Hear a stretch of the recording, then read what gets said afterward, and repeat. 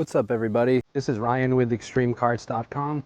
Today we're going to be putting in a new eco battery Gen 3 and an old EZGO TXT. This is a 2002 TXT 36 volt that we're going to be transforming over to a 48 volt cart. So we're going to have a few videos with this cart. We're going to start it off today with this eco battery. We got their new Gen 3. I want to show you guys the items that it comes with. You get the battery, you get a state of charge meter, you get the new port plug. We have an add-on voltage converter, the charger, and a new tray for mounting. We'll say this tray is really nice. Really excited to put that in the cart and see how everything looks once it's installed.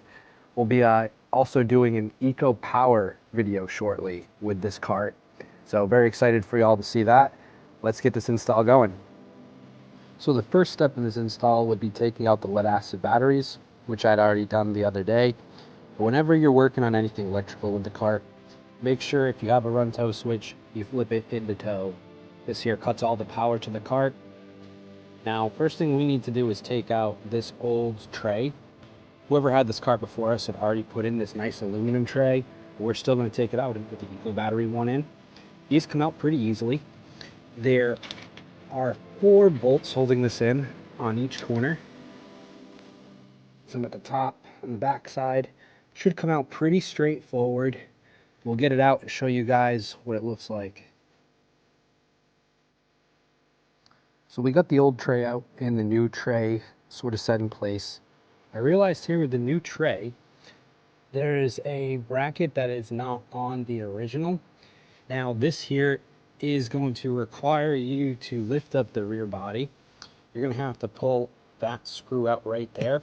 So unfortunately, you're going to have to pull out some of these rivets in order to get this rear body up. Now, I will say that this tray is typically not included with an EZGO TXT battery setup. This battery does fit in your original tray, but this is available for purchase separately if you feel your tray is in bad shape, rusted out, and need a replacement. Battery tray is installed. Wanted to show you guys what it was like putting this in here. Goes in just like your old tray came out. Bolts up in the same spots, front and rear. Makes the cart look really nice once this tray is installed. Time for the battery. All right, the battery is installed. Cart looks so good with this battery and with this eco battery tray. You'll see that the 2 end holes fit very nicely. There are some spots in the tray that have this little bump in them. I found that the 2 on the edge here fit very well. And there's even another one here. If you want to put a 3rd bolt in, you could. All right, time to hook up the accessories. So the next step is going to be removing the port plug. Port plug is held in by rivets, typical EZGO. So you are going to have to drill those rivets out in order to get this plug port out.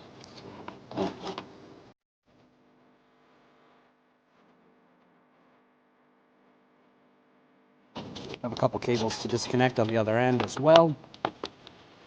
Eco battery provides a nice plug port here that you'll install. You won't have any rivets that you have to reinstall. They provide a nice bag of hardware. It's a black set of hardware. Matches the port nicely. All right, let's get it in. So my next step was getting the state of charge meter installed. I decided to use the dash mount bracket. You can cut it in the dash on these EZGOs. You can get it in up in here, but it is a little bit tight. So I wanted to try this dash mount meter. It's easy if you were able to pop out the cup holders. You'll have to drill a hole at the bottom of the dash there to get the wiring through. But I like the way it looks. Looks pretty neat right there. Some external gauge. Now I do have the key switch taken apart as well. This is for the voltage converter. This here I gotta have wired up as soon as I switch the controller in the cart. One very important thing to do is connect your CAN connectors. This plug here comes off of your charger, and these plugs here come off of your state of charge meter, which also plugs into this 5-pin connector port on the side of the battery. If you don't have one of these connections plugged in, your battery is never going to get up to fully charged. Now, it does not matter which one of these 2 you connect your CAN connector to. As long as you're connected to either one of them, your battery is going to get charged. Again, if you don't, your battery will never get fully charged. Now just take this other open end, tuck it up in a safe area, and you'll be good to go. I got the battery charger, the voltage converter, and the fuse block all mounted and wired up. Starting with the voltage converter, this here is going to have 5 lines coming out of it. You're going to have 2 16 gauge lines. You're going to have a yellow and a black line, which will connect directly to your battery. You will have 2 12 gauge lines, a black and red for your 12 volt positive, which you'll connect directly to your fuse block. Then you can wire your accessories from there. There's also going to be an orange line coming out of this, which you can see right in here.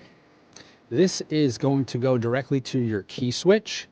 This is the power switch for the converter. It's very important to get that wired up properly. Now, I'm not doing that in this video since we are running this new EcoPower kit, which has a plug specifically for it. Now, going on to the charger. The charger here has CAN connections, which I just mentioned in a previous point of the video, but you're going to want to wire these items up to the battery in the order of the main positive and negative cables first, then the charger, then your accessories. The last part of this install is the remote wake up button. The remote wake up button is to wake the battery up if it ever goes into sleep mode. Now this plugs into COM port 1 of the battery, have it running up underneath the cart to the dash. So that does it for the install of the 105 amp hour battery in this EZGO TXT. I hope this was informative for you all. If you have any questions, let us know, and we'll see you next time.